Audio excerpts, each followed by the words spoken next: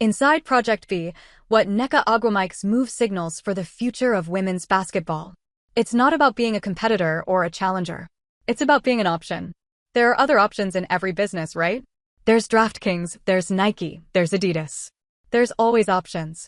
So it's not about being a challenger or a competitor or putting the NBA out. Maverick Carter, who was spotted alongside LeBron James and agent Misko Raznatovic, yachting in the south of France, discussed a bold new vision for the future of basketball. While Carter eventually stepped away from the talks, Grady Burnett and Jeff Prentice carried the vision forward. From those early conversations, Project B was born. A former Google and Facebook executive, Burnett confirmed that the league has been 2 years in the making, with plans to launch a men's equivalent as well, eventually. Burnett told The Athletic, Project B is set to begin with the Women's Basketball League, in large part because of the immense growth and interest in the sport. It will feature 6 teams of 11 players each that play 7 two-week tournaments in cities across Asia, Europe, and the Americas. Candace Parker is among the investors in the new league, joining a star-studded group that includes Novak Djokovic, Sloane Stephens, and Steve Young. One of the league's future partners, Sila, is reportedly owned by Saudi Arabia's Public Investment Fund, which quickly sparked speculation that Project B might be a Saudi-backed venture.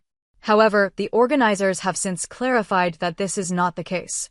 Project B reached out to the Daily W to clarify the speculation about Saudi involvement. The league stated, Project B has received no funding or backing from Saudi investors.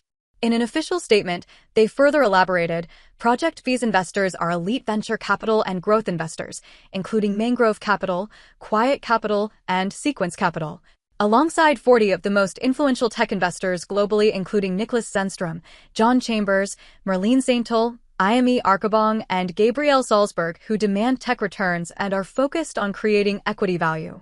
We have partnerships with contractors AEG and Sila as event operators to organize amazing events in our host cities. So, while Sila will play a role in Project B's event operations, it's clear that the league's funding comes from tech-driven, private investors. The startup isn't slowing down. It's already made its first major move, signing Nneka Ogwumike. She announced on Wednesday that she's joining the Startup League. For there to be an entry level of equity across the board was eye-catching, the 10-time WNBA All-Star and former MVP told the Associated Press. It's something that I stand for, obviously. Some might say this move was inevitable, given the long history between Nneka Ogwumike and Alana Beard, Project B's chief basketball officer. The two share a deep bond that goes back to Ogwumike's rookie season in the WNBA, when they were teammates on the Los Angeles Sparks. Beard has often referred to Ogwumike as a sister, and together they helped lead the Sparks to the 2016 WNBA Championship, a team that also featured the finals MVP of that season, Candace Parker, who just so happens to be an investor in the project as well.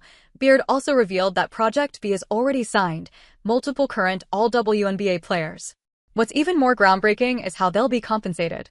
Every player will receive equity in the league, along with a salary package that Beard says can't be matched anywhere else in the sport. They've also officially confirmed that it will debut its first season from November 2026 through April 2027, perfectly aligning with the WNBA downtime. That now makes 3 leagues operating in the given window. All aim to tackle the same core issue, providing players with better opportunities, pay, and stability. Is there any difference between Unrivaled, Athletes Unlimited, and Project B? While Athletes Unlimited was the first to provide women athletes with an additional source of income in 2022, leagues like Project B and Unrivaled have taken things to the next level, offering players far greater financial rewards, visibility, and long-term opportunities both on and off the court. Player, partner, owner. That's how Project B intends to treat every single participant. You could say that's precisely how Unrivaled views its athletes, too, and you wouldn't be wrong. Both leagues share the same mission, to close the existing gap in the WNBA. But where they differ is in their fundamental approach.